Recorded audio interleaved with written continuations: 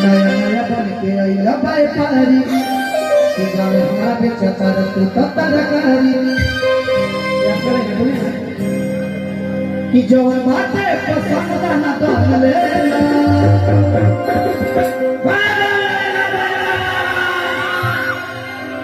लमका या वो जान पर गान लेना कि जो बाटे पसंद ना कर लेना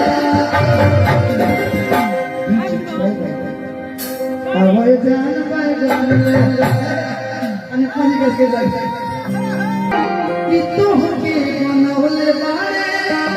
कवन माटी कि चेहरा चमके रानी हो परियन के रानी चेहरा चमके रानी हो परियन के रानी कि तोहरा जही संग ना के संसार में ये भाग गई माया प्यार से